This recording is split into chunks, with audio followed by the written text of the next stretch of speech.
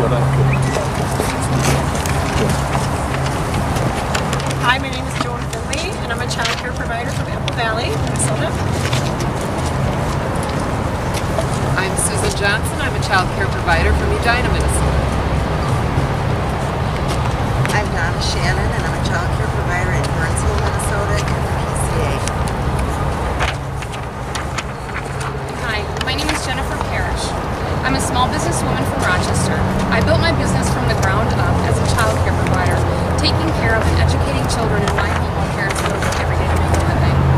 The women standing beside me have all done the same. And there are thousands of child care providers throughout Minnesota who are independent small business women just like us, just trying to make a living for our families.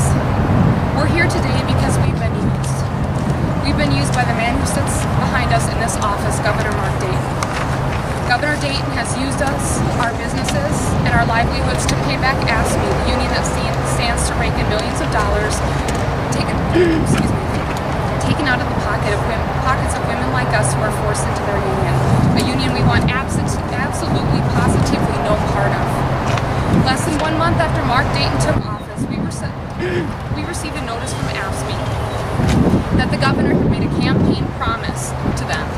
If he were elected, he would turn around and sign an executive order unionizing child care providers. Mark Dayton himself confirmed that he had indeed agreed to do this in the fall leading up to the 2010 election.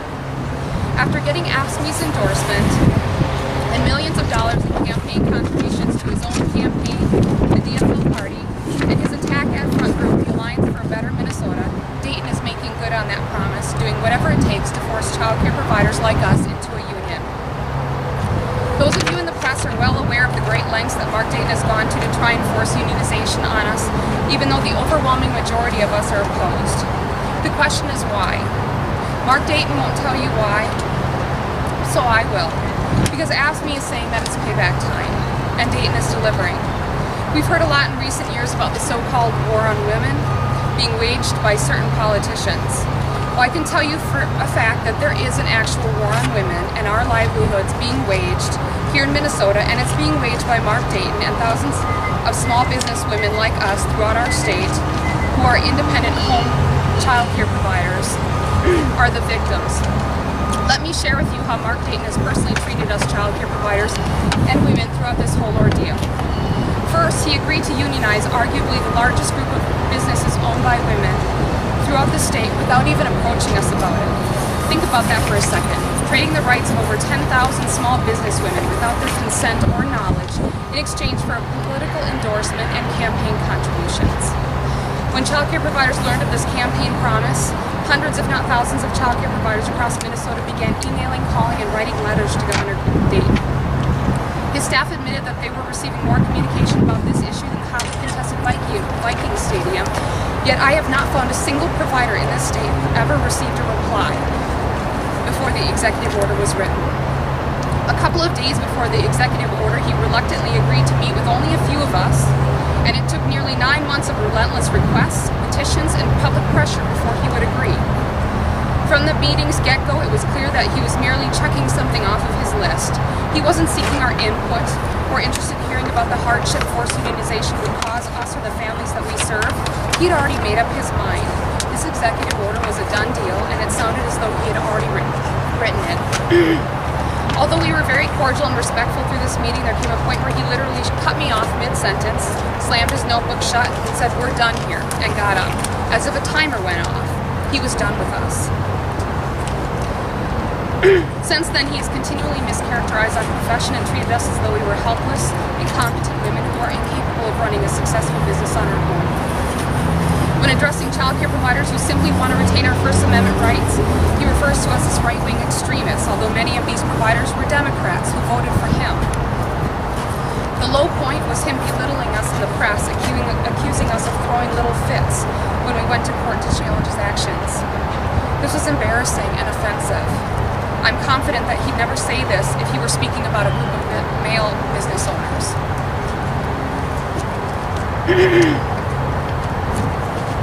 Sorry.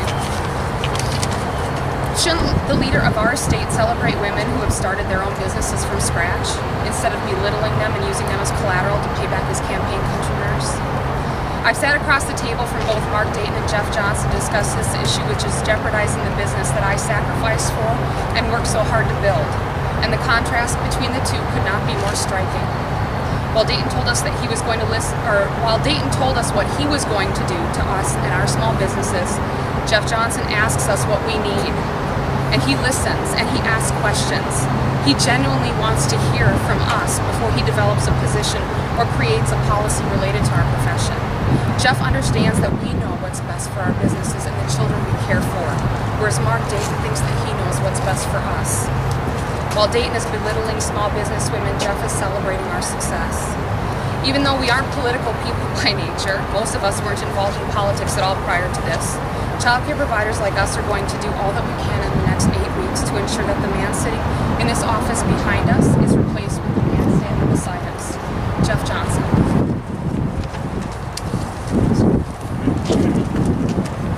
Well, thank you for being here, and I want to first thank Jennifer and her fellow small business women for being here today, for telling their stories, for, I would argue, fighting the good fight, and for doing that knowing that they're probably going to be attacked for it. It's likely to happen. And I think Jennifer set it out really well. Mark Dayton's attempts to force these business women and thousands of other child care providers across the state of Minnesota into unions is really about one thing and one thing only: paying back the union that helped him get elected. That's wrong, and that is un-Minnesota. And I happen to believe any political payback is wrong, but I think this one is worse than a lot of them we see, because it is done at the expense of hardworking businessmen and women, and at the expense of the parents and children that use in-home child care providers in this state. I have a sister up in Detroit Lakes who has had an in-home child care business for quite a few years now. And those families that she serves, they are like her own families. Those children are like her own children. She works on a tiny margin because she chooses to work on a tiny margin. And in order to pay back his political contributors, he is really messing with her livelihood, and he's messing with those families and those children that she so desperately wants to serve. And I think that's shameful. I think Mark Dayton should be ashamed of that. And unfortunately, this is not an isolated incident. There has been a pattern in this administration of political paybacks, and we'll be talking about some of them as the weeks go on. But it's really like nothing we've seen in Minnesota politics before, at least not as long as I've been involved. It's more like what you would be seeing in Washington, D.C. than what we're used to seeing in Minnesota. So my goal is to take back the governor's office for hardworking Minnesotans like these business owners behind me, and like the thousands of child care providers all over the state of Minnesota. So we are happy to take your questions. Jeff, what would you do if you were well, I don't support what happened. I don't think the governor probably can solve this problem himself. I think it would require legislative action. I would support that legislative action. But to reverse what happened last year. I don't know if I would, but I certainly would try. I mean, I will tell you that there are likely some DFL senators who voted for that who didn't want to. That's certainly what we have heard about some of the discussions they had beforehand. There was an awful lot of arm twisting to actually get it to happen. And if you remember right, the bill looked like it was dead after a committee meeting, but after some work, there was a DFL senator who switched her vote in order to move it along. So they've gone to great lengths. The governor has gone to great lengths to keep this promise. If you remember, he started out with the executive order, which the court said was unconstitutional, and then they moved it into the legislative realm, and it looked like it was dead, but after some arm twisting, they were able to revive it and get it passed. Then the Supreme Court suggested that maybe this thing is not going to survive, but they moved forward with it anyway. So there's been a great effort, and I think that means it will be hard to reverse, but not impossible.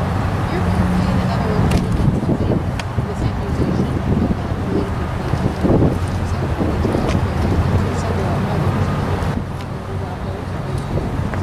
No, they're not new, and you'll be hearing more about them. I'll give you a couple examples. I think that some of the things that have happened with respect to K-12 education, for example, the veto of the last in, first out bill, which there is no substantive reason I've ever heard not to make that change, but the governor vetoed it. The veto of the Teach for America funding, which was very modest in the grand scheme of things. This is a program that is loved by liberals and conservatives alike, and would actually do something for inner city schools that we're not doing right now.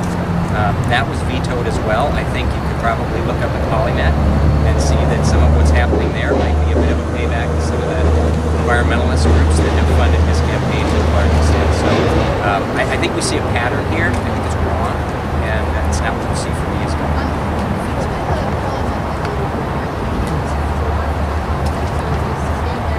Yes, the private sector unions are for Polymet, absolutely, and most of the people who live on the Iron Range are for Polymet.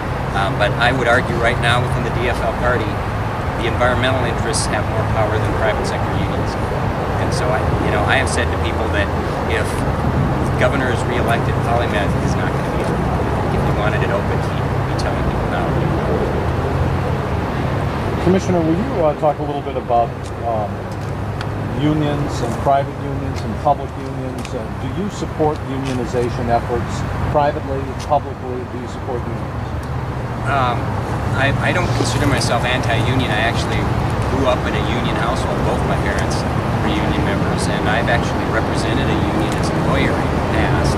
And I believe that individual citizens in the private sector have every right to unionize if they choose to, and same in the public sector. That is the law right now. I happen to believe that government unions have too much power with this particular administration. I think they are practically running the education department, and I think we're seeing paybacks with respect to particularly this issue and the PCA issue. And if we can talk about AFSCME for a moment, if you are elected governor, would you seek to curb the power or negotiating power of AFSCME? I certainly wouldn't let them influence my decision-making like this current governor. So you wouldn't change anything? Scott Walker. Well, Wisconsin's law was quite different than ours. We actually are in a better position than Wisconsin was. So some of the changes that Scott Walker made were actually to get them to our level.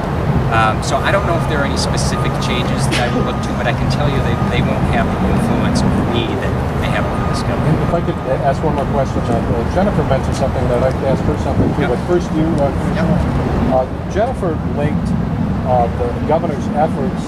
She didn't say anti-woman, but that's the implication here, that the governor belittled women. Right. Will you comment on that? Well, from what I just heard, I think that's probably true to suggest that they're throwing little fits because they're trying to save their business. And the fact that, they had to move mountains to get to meet the guy. Yeah, and certainly I think if Republicans had acted that way, they'd be hitting us in between the eyes with a 2x4 saying that's part of the war on women.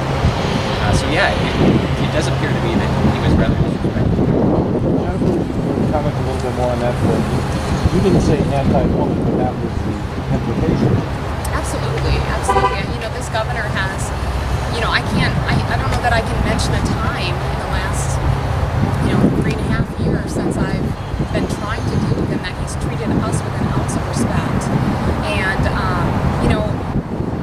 initially in the beginning, we simply wanted to, we'd been told that he was a reasonable man, that, he would listen to us and hear from us, and we, like Jeff said, had to move mountains just to get our foot in the door, and he wouldn't let us in that door until he'd already made up his mind. And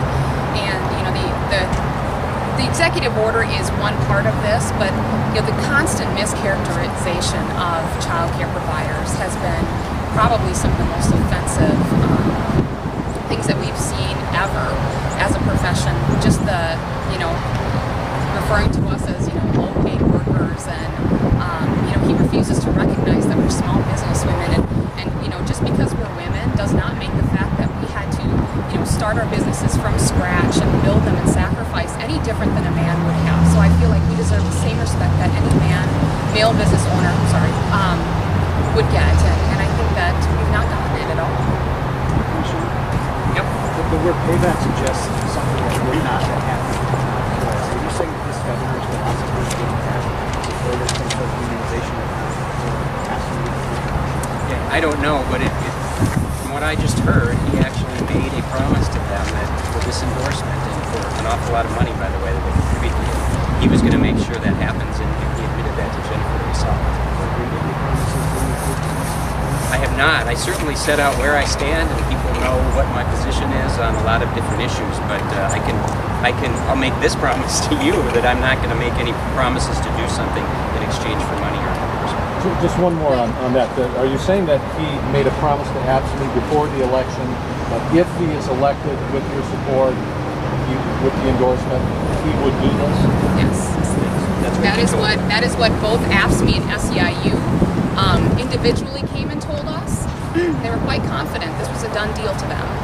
So we had reason to believe what they said, and then the governor, when we met with him, later confirmed that yes, leading up to the 2010 elections, he had agreed to, support this unionization effort. He just simply hadn't told them exactly how, he hadn't gone into detail with them about how he was going to do it. Is different than a candidate, any candidate saying, I will support this if I'm elected. Well, I think handing over the rights of over 10,000 small business women as a campaign promise is a little bit different than just unionization. I think without even talking to those women, I think my business is not his to give away. My rights are not his to give away, especially not in exchange for an endorsement. Commissioner, how does this differ from the SEIU the home care workers union? How do you view that, the fact that they're not going to be forced to join and nobody will have to pay dues? Is that a model of unionization you could get on board with, like Senate Republicans have said they would be? Well, I believe they do have to be members of the union. That's at least my understanding. They may not have to pay the dues or all of the dues, but nonetheless, my understanding is also that it's very difficult for them to get out of that dues paying. So, Jennifer probably knows more about this than I do, but there may be a difference there, but I think the principle is the same. Commissioner, you had just said that they made a promise not to change the campaign money. You're not learning the law of the land. That sounds like he was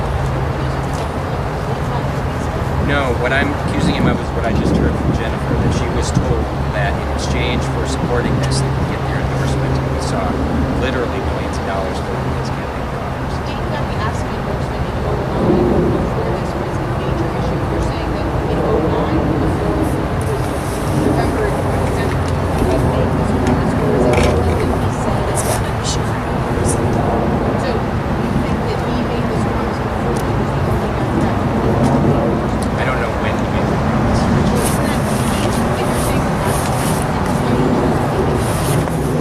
Well, my understanding is he made that promise to them before the election.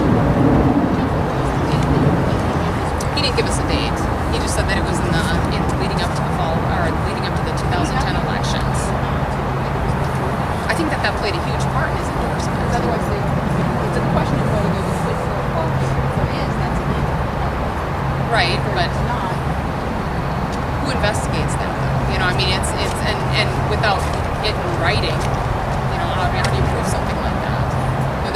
We feel as though there's been, personally, child care providers feel like there's a lot of unethical things that have happened to us over the last 9 years since this has happened, and unfortunately, we've had a lot of difficulty getting people to listen to us. The state labor board won't listen to us. The national labor board won't listen to us. So I don't know. We're at a point where we don't even know where to turn to, which is why it's important to elect somebody that's not going to continue to do this to us at every turn. And if I could, are you feeling that your legal challenge might not? No, I think that once we can actually get a case to the Supreme Court, they're going to rule in our favor. But how much suffering do we have to do in between now and then? That's the problem. Personally, I've spent well over $30,000 of my own money having to fight this, countless hours away from my business and my family. There's a toll that this takes, having to fight this for so long. And it could take 3 years to get a case up to the Supreme Court. The Harris case, I think, was filed in 2010, and we just got our ruling in June of 2014.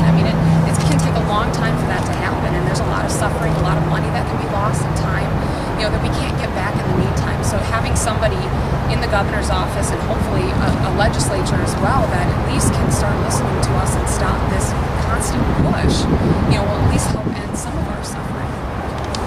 Commissioner? on another subject, Yep.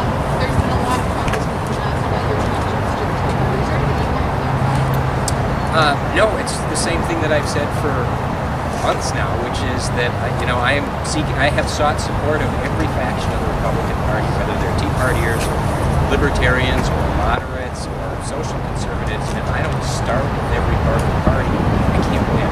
That needs to be the base for me, and then I got to go out and get more than half the independents. So I know that they said, I would love your endorsement. I probably said that 150 times to every group I talked to that had Republican delegates in it because I was seeking the party endorsement. What is the Tea Party? Pardon me? What is the Tea Party? What are the principles, or what are some of the things that the Tea Party supports that you support? The two that, things that you wanted their endorsement. Right. Well, I didn't ask for a Tea Party endorsement. I was looking for the endorsement of the Tea Party, of the members of the Tea Party who are Republican delegates. That's what I was looking for the first nearly year of the campaign. A belief in the Constitution, that we should actually follow the Constitution, and a belief that government has grown too big and powerful. Those are two things that I think many Tea Partiers, probably all Tea Partiers, agree with, and I also agree with. The Democrats like to demonize the Tea Party.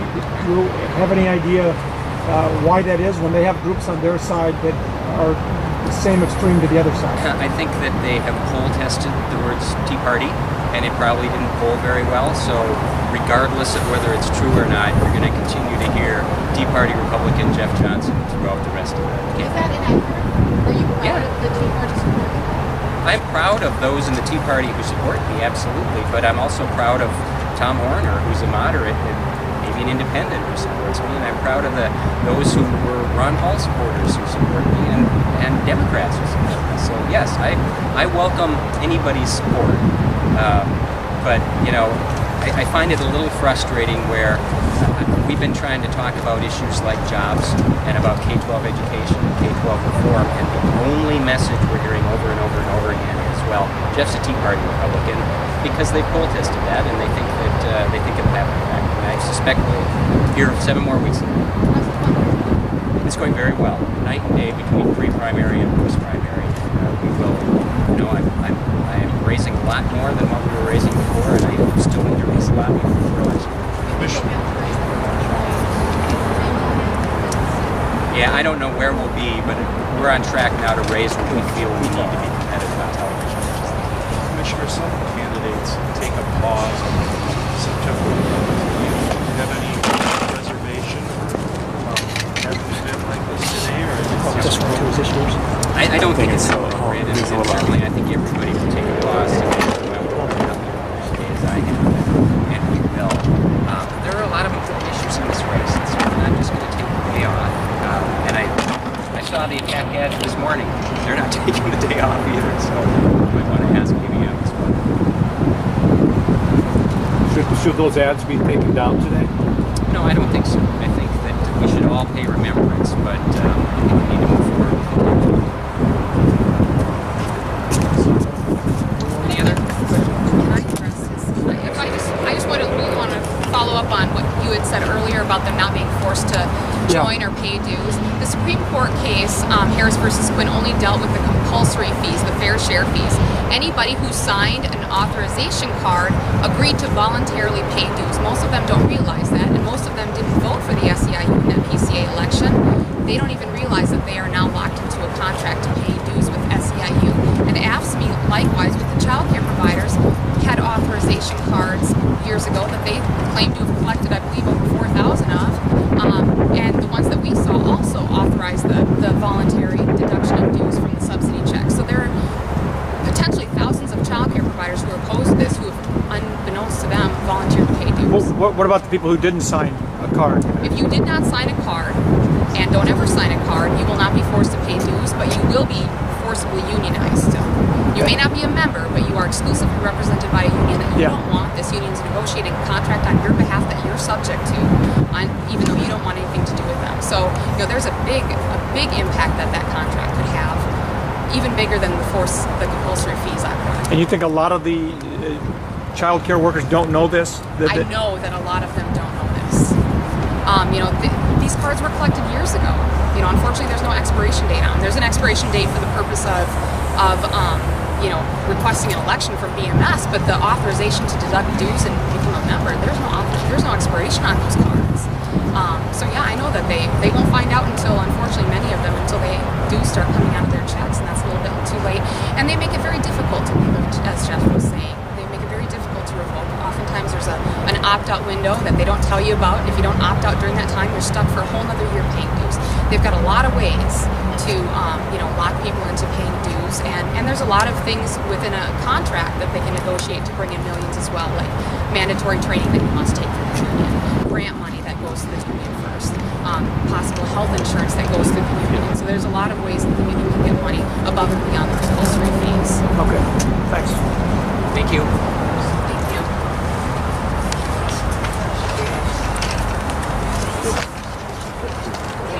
Thank you. Yeah, Nice to meet you again, I think. Hi. Oh, hi, Miss. What did you I think Parrish. I think you are. Parrish. P-A-R-R-I-S-H.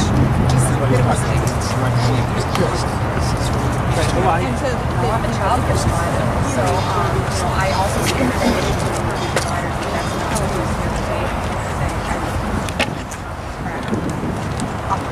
Yes, in Parish for State. One of them. You probably also Thank you very much. yes. Parish. P-A-R-R-I-S-H. Like Dartford has, you know, prohibition and everything. Thanks, Jim. With his son and Allie has 6, and then staff of 5. Oh, that's true. Sure, I can say Oh, nothing. No, I would be grandson. Their homes relations is very prepared and Gillette all the time. I enjoy things. But they're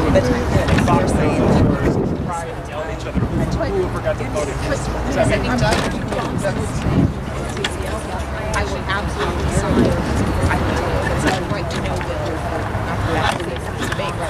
Sure. But and CCL folks likely support him. That doesn't mean it's a promise. It means it's political philosophy to support the NCCL, right? So payback has a different Yeah, meaning. I mean, I don't know. I mean, look what AFSCME refused to endorse Kim Norton or Tina Lee. Why? Because they voted against child care utilization. It sounds to me like there's a promise you need to make in blood to make it their endorsement. But isn't that how all cops work? I don't know. I don't. You know, the chamber didn't endorse. There was no promises. Carl Thiessen. Ask Jeff if there's been any promises. Like I said, I mean, we know that AFSCME, they didn't admit that he promised Right, that he'd do this. I get all that. I'm Right. just, again, And if you splitting Sure. hairs here, but in exchange for your political support, I will do this for you. A, the timing is important, and B, No, it's not. you have to prove that it wasn't just his philosophy, as Brian said. So, I think it's questions he's got to ask. but you know, Johnson said I'm Right. not accusing him of something illegal here. Yeah, I so- mean, I look at the evidence is pretty compelling. The Democrats who voted against child care unionization were not endorsed this year by AFSCME. Why was that? They're basically, ask Tina Lee and Kim Norton why they were not endorsed. right, but Because they voted you- against their bill. But you have to prove the reverse, which is the only reason they voted for the bill was to get their endorsement for their reelection, to make it quid pro quo. You probably have a little bit tomorrow too. But there's certainly people that other groups don't endorse because they didn't vote with their interests, whatever they are, right? There's lots of mountains that have been moved for AFSCME to make this happen. Executive order, court says no. Legislation looks like it's dead. That's all great. That's a great bullet point. But saying it's payback and that he did something in order to bring their money and win their endorsement has a different hinge to it. And I don't know. And there's good questions for him to ask. He promised them. That was something that was made very clear to them in the person. He promised asking them. So was that exchange for a vote? No. Here's another thing. Johnson has absolutely said, I will support right to the state of the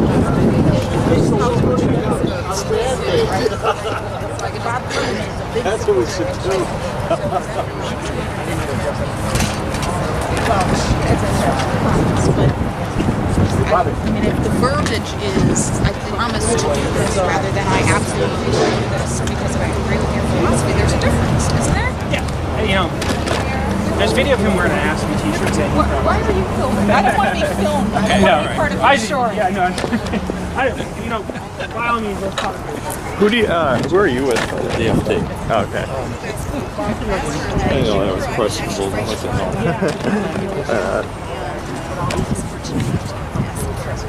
I need to try to figure this out. Who are you with? I work for the DFL. Oh. Perfect. Well, the word parsing. Well, I mean, if Hastings can't Who's afford Yeah. what would Hastings be the alternative? Maybe go to care provider still.